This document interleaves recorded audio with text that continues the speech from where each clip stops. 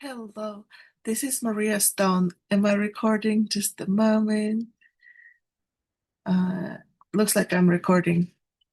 Okay, you're astronomer from Helsinki. I uh, Welcome to this tutorial. We're moving along.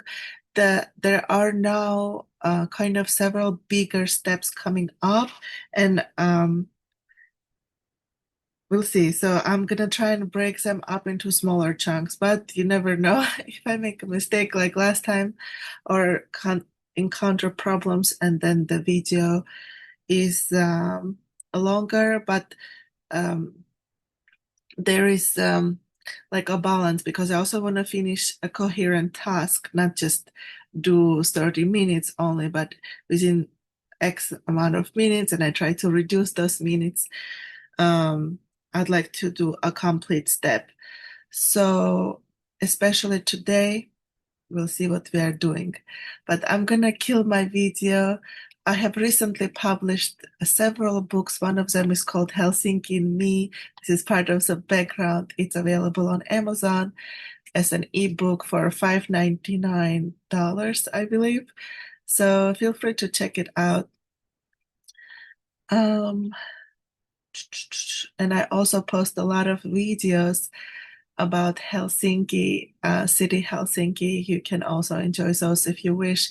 And especially today is June 10th, on June 12th, and there is a special celebration date for the city. It's called Helsinki Päivä, so Helsinki Day. And I am hosting a live chill and chat session. It's part of the official program of celebrations. So you can join then or later on watch the replay. Or please, if you are in town, go ahead and check out also amazing activities also for kids. Music, sports, bubbles. You can have coffee in the morning with the mayor if you are an early bird. So it's a little bit difficult because it's a working day. It's not actually a holiday. You don't get time off automatically, but in the evenings they have also a program. All right, let's share my screen and kill the video and let's get to work.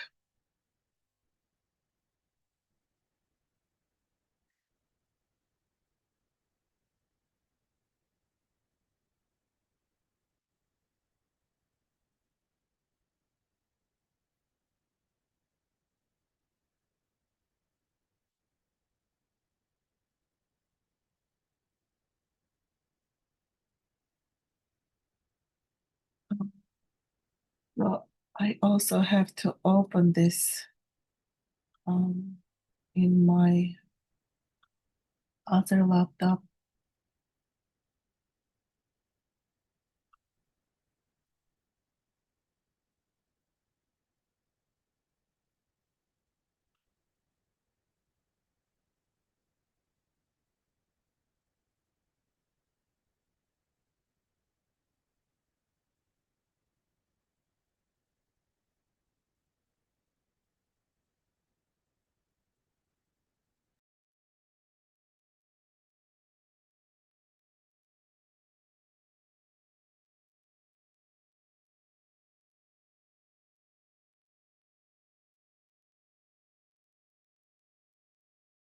All right, we're ready with the second computer as well. So it's today. Welcome to video tutorial part 11 actually. And we are starting the beautiful uh, wavelength calibration routine.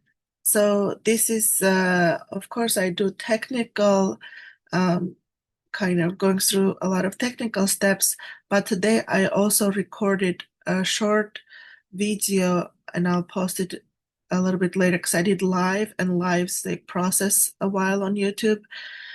And by the way, thank you for all of the subscribers who supported my channel so that now I can access mobile live YouTube feature that allows me to record longer version videos, amongst other things. So um, I recorded and I will post soon a video discussing redshift and how emission lines change their observed wavelengths from the rest frame wavelengths. So it is pertinent to this step and also to this work. I will post it. It's kind of a little bit of theory. Let's start with a prayer. Thank you, God, so much for prospering our work on this project. You said that whatever our hands touch, and I'm touching right now with my hand the screen and my notebooks, whatever our hands touch will prosper. In Jesus' name, amen. What are we doing today? We are starting the wavelength calibration, and I will do snippet, but it will be like one tutorial, but several videos. So we perform on 2D frames wavelength calibration using the appropriate helium-neon arc frames. We use a helium-neon arc that was observed before the object observations. So let's review the aim of the project and the past step. The aim of this project is to reduce and analyze spectroscopy data from the NODE telescope. It is an open science tutorial where I hope to demystify science project work to the general public. What did we do last time? Maybe I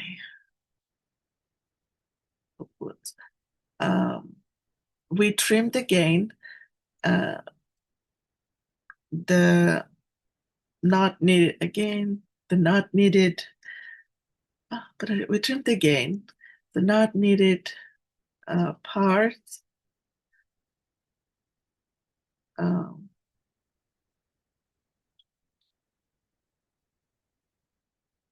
That did make sense. We trimmed again and discarded the edges parts of the frame which we did not need. Okay, this is better. So helium neon arc, helium and neon. So I have a note about it. It is a technical step, but I love chemistry, so I get excited about helium and neon. We are usually concerned in astronomy. They say it's hydrogen and everything else, right? The metals are the crap. That's not hydrogen. So, but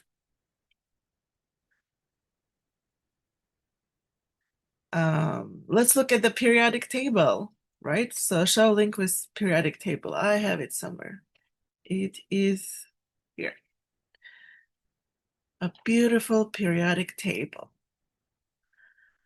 So here's the hydrogen, numero uno, hydrogen, and lithium, beryllium, iron, aluminum, oxygen, we breathe oxygen, gas, of course.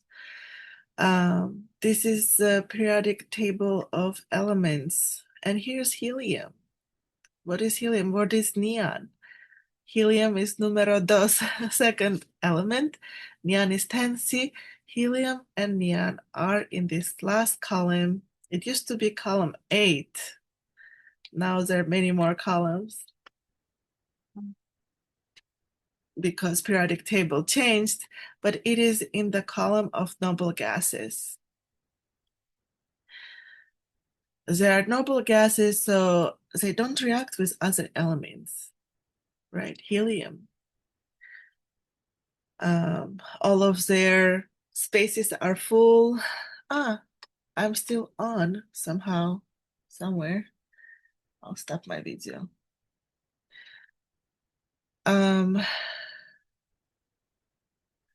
They filled all of their available spots where electrons can go. So they're very happy, independent, cool noble gases, cool elements. They're the cool bunch. They're special. They don't need to interact with anybody else. So there's the noble gases, the noble elements, and you can actually print a periodic table The way I do it is I Google periodic table printable or PDF, and then it brings me. Just wanted to share this resource with you. So, uh, how about the helium element? Let's read a bit. See, I just wanted to show you that now if you type in into Google, there is a companion AI that gives you interesting information. So take advantage of these new tools. I'm learning myself. Helium is a colorless, odorless, tasteless monoatomic gas, the first of the noble gases and the second most abundant element in the universe. It's has very important role in how our universe developed. But I wanted to show you. Did I delete it? Here. Uh, what is this? It's not a regular Google output. It is an AI companion, and you have to understand that use it with caution because it's great. I love it. I have started using it, but it is a work in progress and info quality may vary. So, but the user experience is nice and they have good visuals, good explanations, but maybe you have to check, you know. I'm very familiar with periodic table and the elements and the chemistry, so I don't need to check. I know what is helium, but I also want to say this is amazing age that we live in because this AI companion output is supported by info from across the web and Google's knowledge graph, a collection of info about people, places and things. So across the web, it is amazing. And somewhere I have also a second source for you. Um, did I maybe? Ah, here. So the Google AI in particular, that's the one that I use. Maybe you use a different one, put it in the comments. I'll check it out. I don't have to money to buy any other, but you can do different things. You can even ask something Gemini like I did, but you can generate a video. This is what I am kind of, that's my first task to learn to do to create images, videos, basically how to use it to build the products that I build now on the web, which is a lot of video material and associated social media input that goes with it, such as events, shares across different platforms. I'm very interested how to automate things, how to share, for example, automatically, or I don't know. I don't know. I'm learning. So you can try Gemini. All right. That's a blurb about the AI. And here I jumped a bit ahead. You can use Google Search AI feature to learn more, or you can start building and go into detail by going to the AI.google a website. I'll kill it now. We don't need it anymore. So the comparison spectrum or the arc spectrum is the helium neon arcs that we did. So it has emission lines, signatures in the optical regime for both gases, helium and neon. And I will kill this also.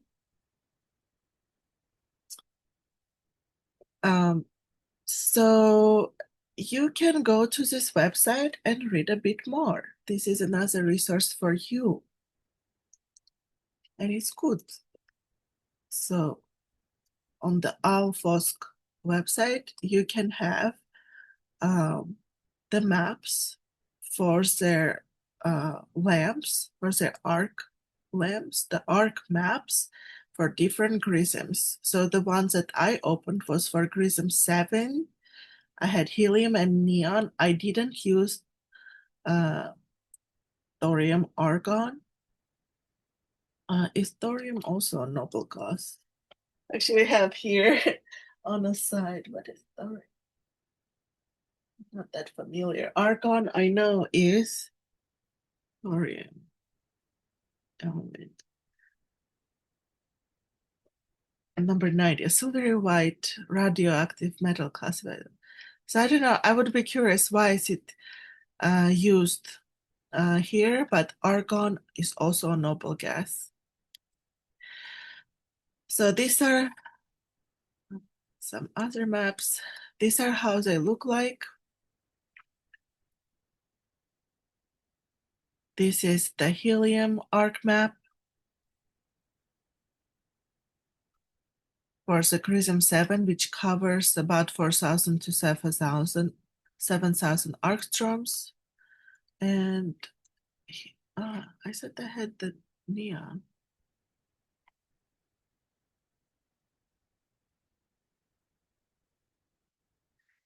Here's a neon arc map. These are the emission lines that it produces in that regime. So you can download some maps, even print them out. But what are the arc maps? I just to show you again how I'm using. So this is what the AI is telling you, that its helium neon arc refers to the electrical discharge used to excite a mixture of helium and neon gases within a tube. So now this is part of the helium neon laser, but you have to make sure that this is relevant to astronomy, monochromatic, etc., etc. Uh,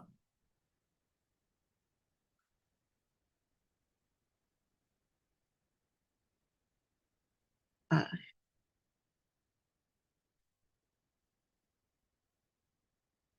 Here's a red light comment. So there you go.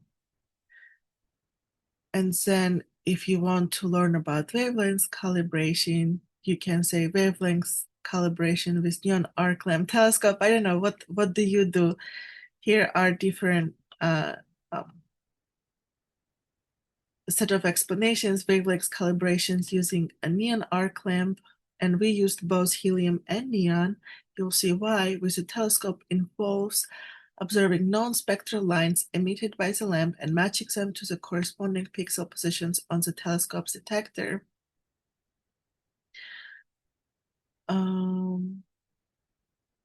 Benefits, sharp, well-known lines, wavelengths and accuracy and red region calibration. So neon is often used for calibrating the red end of the spectra according to Isaac Newton group of telescopes.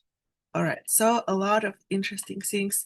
And I have to tell you, when I started my PhD, I had to do quite a lot of research to get this same information, but now it's just in a second. Very great. Yeah, it's great. It's scouring the internet for you versus I used to try and figure out what keywords to use, click a bunch of links, have my Chrome window full of multiple windows trying to read and skim the information, but it does that for you. It saves time. That's nice. Of course, with the caveats we discussed, but okay, let's close this. We don't need it anymore. And I'm gonna put these two back to close to each other at the same time, so we can look at them a little bit more.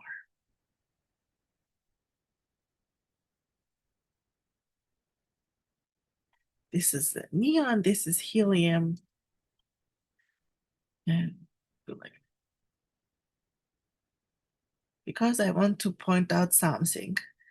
Note that the blue region is problematic. So this is a blue region because the neon gas does not have any emission lines in this blue end. And the helium emissions are very tiny compared to its red emissions lines. So they might be dim. We have to we have to check, and we must identify lines within the whole range. I cannot only limit myself to the red, even though they are prominent here. In order to get the correct solution where the pixels transfer to wavelengths, pixel versus wavelength solution, I need to constrain my solution with a blue range and sample there as well. Even though it might be hard, we'll see how it goes. All right. The helium-neon arc spectrum in IRAF user's guide is referred to as comparison spectrum. Yes, it's referred to as comparison spectrum. And this brings me to two tips.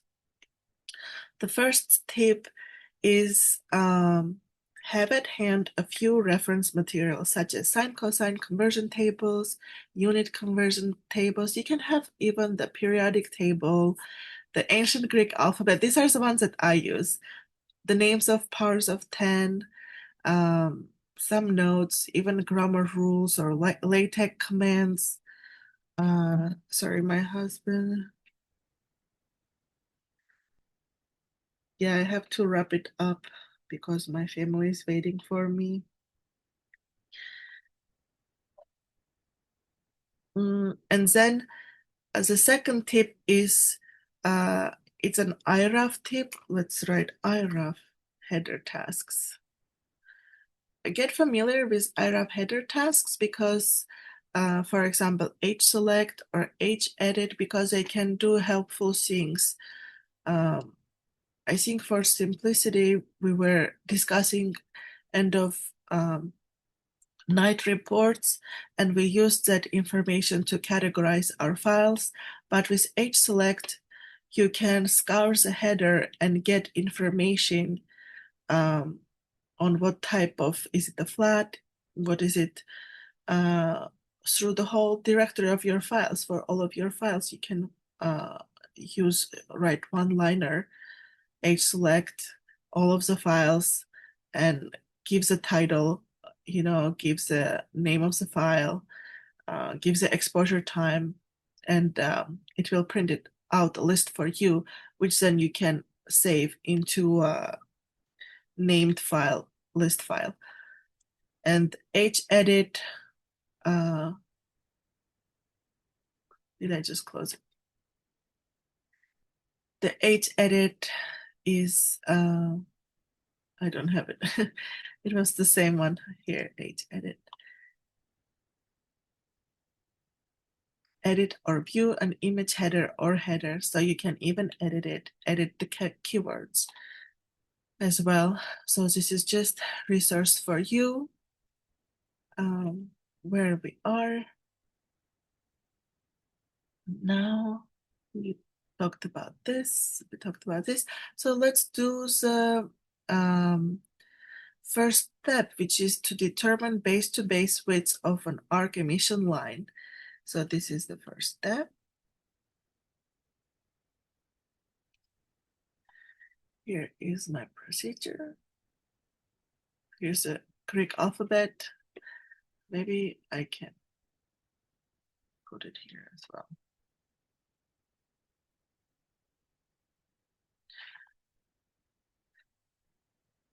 Resource.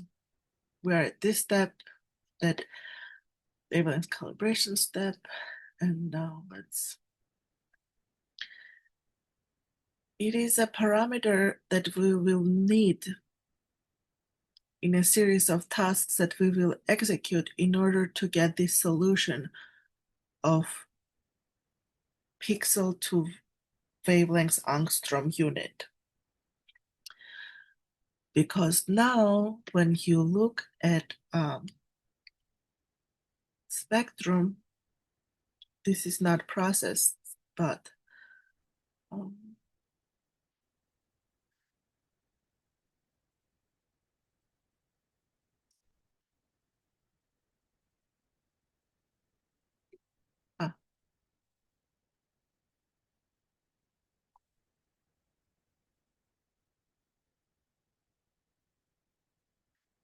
when I look at this emission line, the coordinates are 1049, 1529.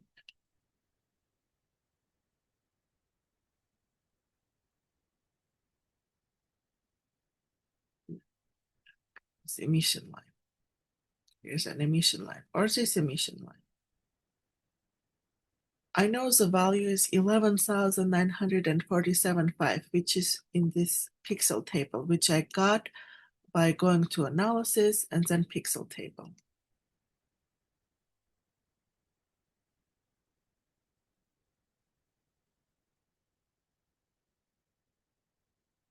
Close everything else.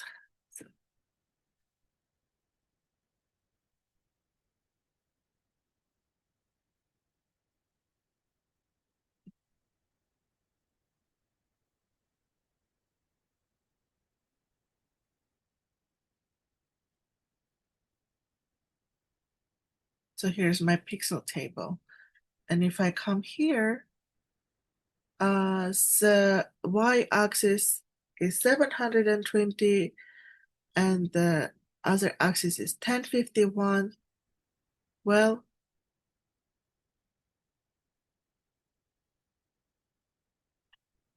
it doesn't say anything to me what is wavelengths in angstroms. At what wavelengths is this emission line? Is it O2? Is it H beta? Is it H alpha? What is it? So that's why we need to convert these pixels into astronomical physical units of angstroms. And this is what the wavelength calibration does by using known emission lines. All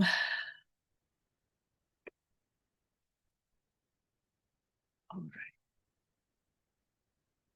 With the following steps, we are going to determine the base to base of the appropriate arc frames. We will start by plotting a line along the helium-neon arc spectrum. So now I will stop sharing. We'll stop recording. Am I recording? Okay, no, I'm not recording. I am recording. Sorry, I said I paused the recording. So I stopped sharing, and I will start sharing on my other desktop. I hope I will do it fast.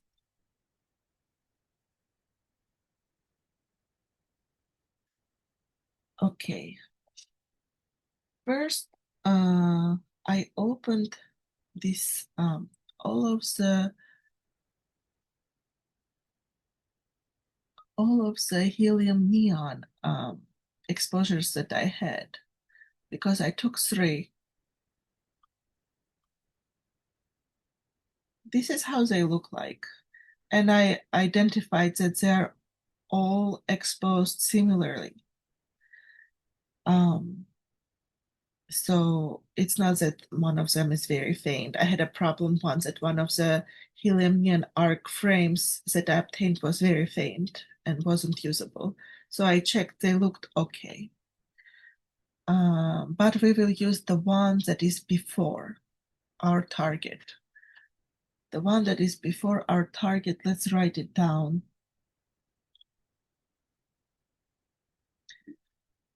Which target are we gonna do?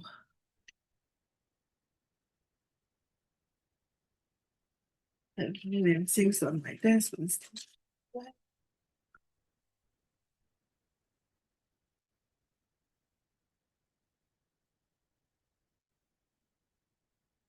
Because I don't remember now by heart, but we all watch meetings.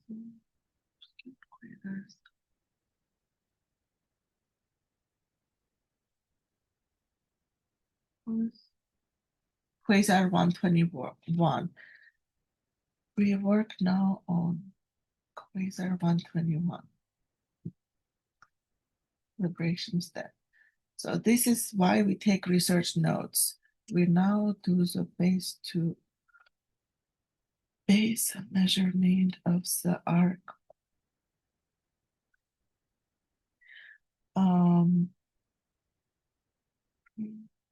Line and the file name for the helium arc taken before the target is, so I have to look it up now because I have my list of files. Quasar 121 is 69. So helium neon arc, which is 65, is the one. All right.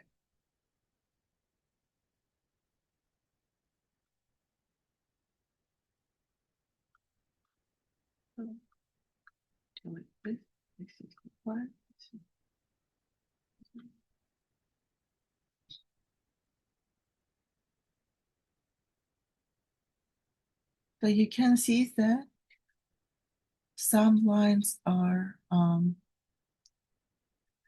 dim, some lines are bright. So we will be, some of these lines are emission lines from neon, some are from helium. They are both together, and we'll have to identify which ones are which. All right, they're quite bright, so it's good.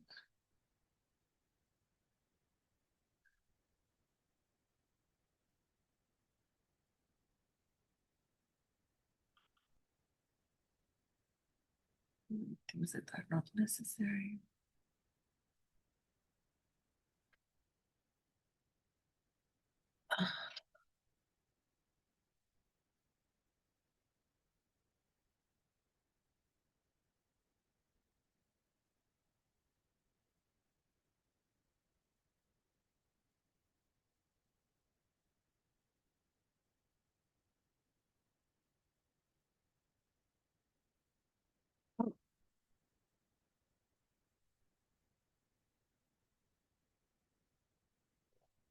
So if I am PWD in my night, 15th of this September, and these are the files.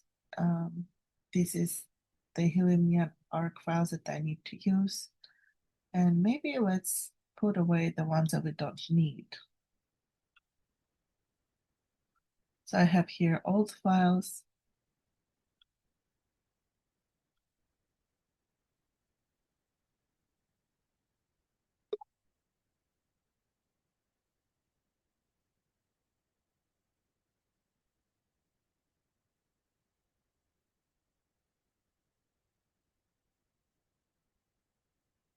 One,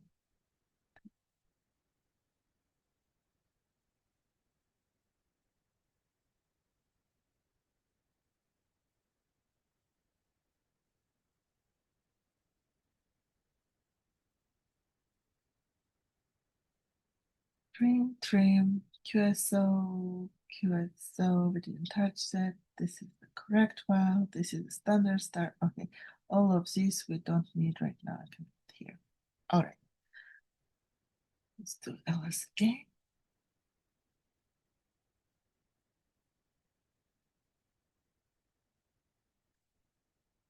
Okay, so this is the name, this is the ones that I need.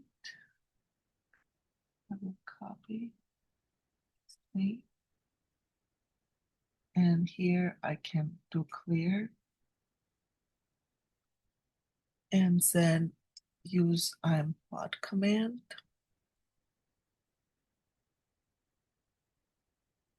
Okay. This is the implot command.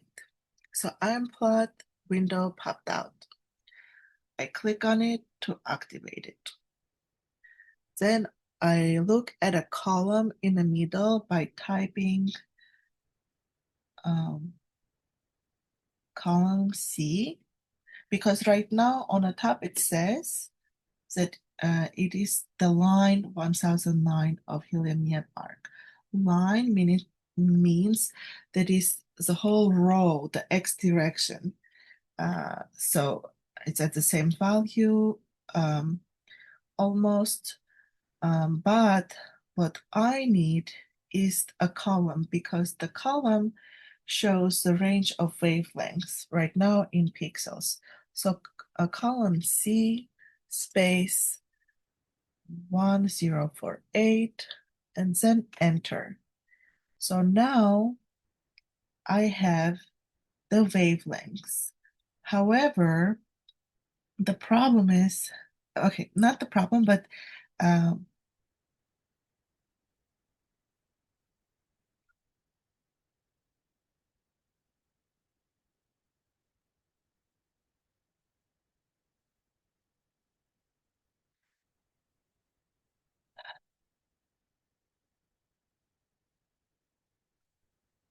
the blue region now is on the right.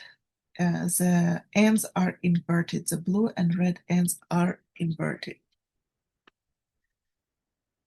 I will zoom in on a typical emission hill by clicking E and E. For example, maybe this one, E, and then E. So this is the emission hill. And now, and I did E at the bottom, the first E, and then kind of like a rectangle at the top, second E. Because if you do here, then you get only half. Measure base to base. So let's do measure base to base. So maybe this is the base here. Um,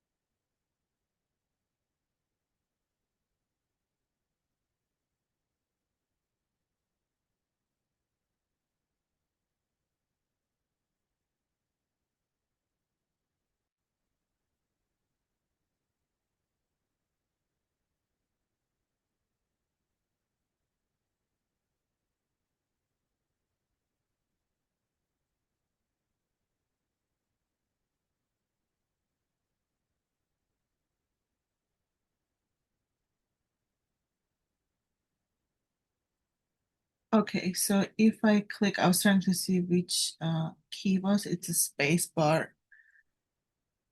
Do it. Okay, so it's a space bar. If I click, gives me the pixel value and the pixel coordinates. So the first pixel is 661,271, and then the second pixel is spacebar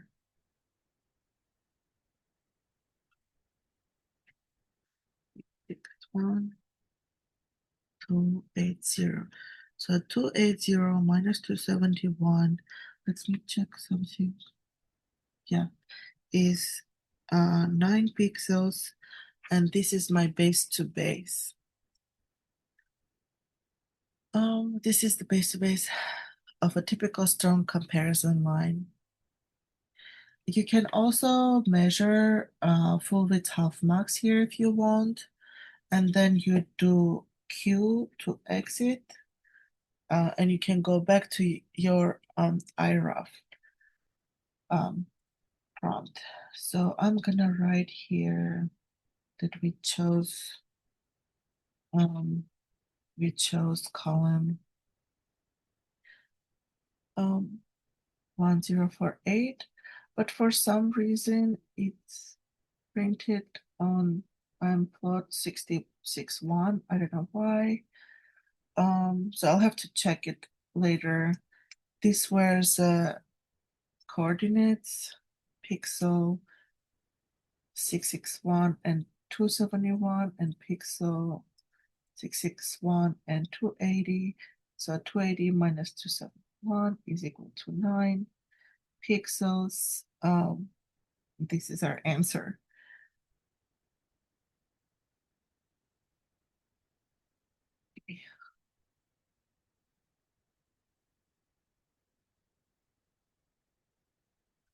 All right. So I stop here. I stop sharing here. And I stop recording here. And we will do the next step. I can do video. We will do the next step of wavelength calibration in the next video. So